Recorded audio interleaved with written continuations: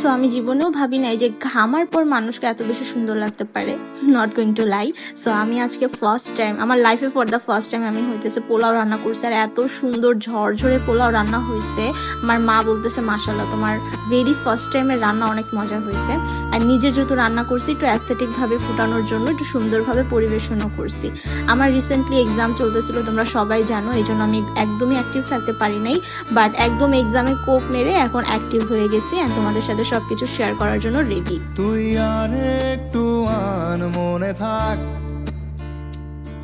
উড়ে যা তোর কবিতা মাখা চুল, এ শহরের হাজারো বোকা প্রেমিকেরা তোর ভালো চায় বলে তাই। ইদানিং সকালবেলা আমি লেবুর শরবত খাই যাতে আমি সারাদিন অ্যাক্টিভ থাকতে পারি। ভাজা পোড়া তেল জাতীয় খাবার আমি একটু অ্যাভয়েড করারই ট্রাই করতেছি। এর মধ্যে আমাদের রাফসু বাবু আসছে আমাদের সাথে একটু বল দিয়ে খেলতে, সো আমি ওর সাথে একটু খেলাধুলা করতেছিলাম। এর মধ্যে আম্মু ডাক দিছে, আম্মু তখন আবার তাল নিতেছিল, কালকে রাতেই আব্বু অনেকগুলা তাল আনছে।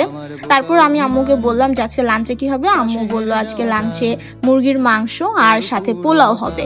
সো যেহেতু আম্মু কাজ করতেছিল তো আমি সাজেস্ট করলাম তাহলে আমি রান্না করি আজকে পোলাওটা। বয়স তো কম হলো না, কয়েকদিন পর যখন বিয়ে হবে তখন তো রান্না বাড়া করতেই হবে। সো আমি for the very first time লাইফে পোলাও রান্না করতেছি। অন্যান্য রান্না বাড়া করছি কিন্তু কখনো পোলাও ওইভাবে রান্না করা হয় নাই, সবসময় আম্মুই রান্না করছে। তো আম্মু শিখাই দিতেছিল যে ফার্স্টে পোলাওটা একটু ভেজে তারপর গরম পানি দিতে হয়, তারপর মশলা টসলা যা লাগে আর কি ওগুলা দিতে হয়, তারপর জাস্ট মানে পানি দিলেই হচ্ছে এটা সিদ্ধ হয়ে যায়। লাস্টে জাস্ট একটু আমরা ঘি দিয়ে তারপর নামাই নিব। সো পোলাও রান্না করাটা একদম ইজি। আমি ভাবছিলাম অনেক হয়তো মানে টাইম লাগে রান্না করতে, বাট এটা খুবই অল্প টাইমে রান্নাটা হয়ে গেছে। দিশেহারা তুই আর আমি মিলে দুই। এটা হতেছে আমার রান্না বাড়ার পরের অবস্থা। আমি টোটালি ঘামে গেছিলাম, বাট সানলাইটে আসার পর দেখতেছি যে না, ঘামের মধ্যেও যে এত সুন্দর লাগতেছে। তারপর দেখলাম একটা ব্রণ হয়ে গেছে আমার, আল্লাহ এটা এত পেন করতেছিল। যাই হোক, রান্না বাড়ার পরে হইতেছে আমি খুব সুন্দরভাবে সবকিছু সার্ভ করছি, যেহেতু নিজে রান্না করছি।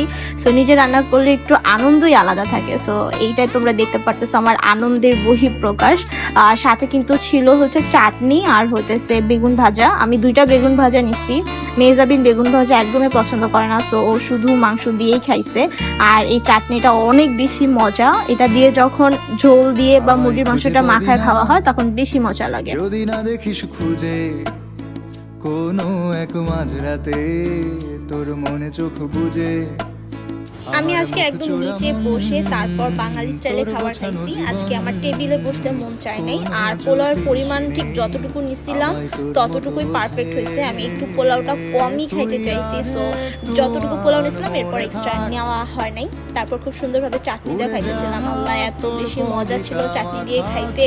তোমরা একবার যদি আমার আম্মুর হাতের এই যে এরকম মানে কি বলে মুরগি যে ঝাল ঝাল করে রান্না করে এটা খাও, তাহলে মানে অলওয়েজ মনে রাখবা যে এটা বেস্ট একটা খাবার তোমরা খাইছো লাইফে। উন্নাসের বন্যা দিয়ে মিছিল করে যায়, আমি অলস তাই পিছে পড়ে রই। দুপুরের ক্লিপস নেওয়ার পর ডিরেক্ট আমি রাতের ক্লিপসে এসে গেছি, যেহেতু আমার এক্সাম চলতেছে। সো আমি আশেপাশের কোনো ক্লিপস নিতে পারি না, এক্সামের প্রেশার আমার কাছে হিউজ প্রেশার লাগে। কজ এবারের এক্সামগুলো টানা হয়েছে, মানে লিটারালি একদিনও বন্ধ দেয় নাই। সো আমি পড়তেছিলাম আর আম্মু হইতেছে পিঠা বানাইছিল, ওই পিঠাগুলো আমাকে দিয়ে গেছে। ওই যে সকালবেলা দেখালাম না তাল নিতেছিল, সো ওই তালের পিঠাই এখন বানাইছে, তারপর আমাকে দিচ্ছে যে খাও আর পড়ো।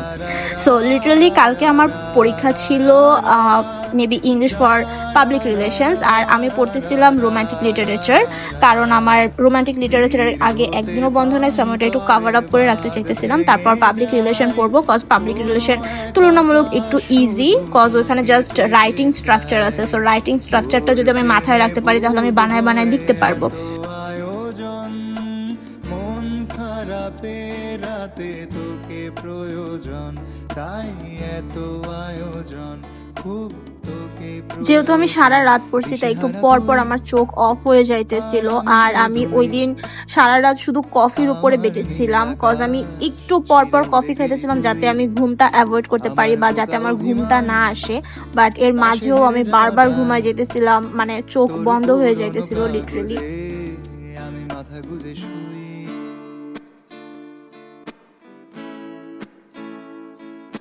এরপর দেখতে দেখতে রাত 2টা বেজে গেছে, অ্যান্ড 2টা বাজার পরে আমার অবস্থা আরো বেশি খারাপ হয়ে যাইতেছিল, কজ আমি লিটারেলি মানে চোখ মেলতে পারতেছিলাম না। কজ সারাদিন আমি এমনি রান্না বাড়া করছি, তারপর পড়াশোনার উপরেই ছিলাম। আর পড়াশোনা করলে কেন জানি ঘুম একটু বেশিই পায়, আমার মনে হয় শয়তান কাঁধের উপর বেশি ভর করে। সো আমি মানে অনেক ফানি ফানি জিনিস করতেছিলাম যাতে আমি একটু জেগে থাকতে পারি।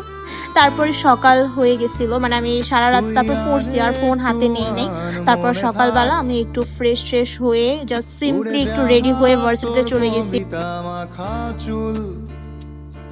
এ শহরের হাজারো বোকা প্রেমিকেরা তো এতক্ষণ পর্যন্ত সব ঠিকই ছিল, কিন্তু রাস্তায় দেখি এত বেশি পরিমাণে জ্যাম, এদিকে আমার মানে পরীক্ষার জন্য লেটও হয়ে যেতেছিল। আর সব থেকে বেশি বড় ব্যাপার, আমার জুতাও ছিঁড়ে গেছে। মানে একে তো মানে প্রচুর পরিমাণে বাজে অবস্থা, তার উপর আবার জুতাও ছিঁড়ে গেছে। বাট ইভেনচুয়ালি আমি টাইম মতোই মানে পৌঁছাইতে পারছি এক্সাম হলে, অ্যান্ড পরীক্ষাও খুব ভালো মতো দিছি। সো এই যে আমার নৃত্যটা দেখে তোমরা বুঝতেই পারতেছো যে পরীক্ষা ভালো হইলেই মন থেকে এরকম নৃত্য আসে। So I was very happy that আমি যতটুকু পরিশ্রম করছি অতটুকু পে অফ হয়েছে। মাথা গুজে শুই। সো অনেকদিন পর তোমাদের সাথে ভিডিও শেয়ার করলাম, হোপ সো তোমাদের ভালো লাগবে, এন্ড ইনশাআল্লাহ এভাবে আরো অ্যাক্টিভ থাকতে ট্রাই করবো। So see you at my another blog. Till then stay happy, stay blessed. আল্লাহ হাফেজ।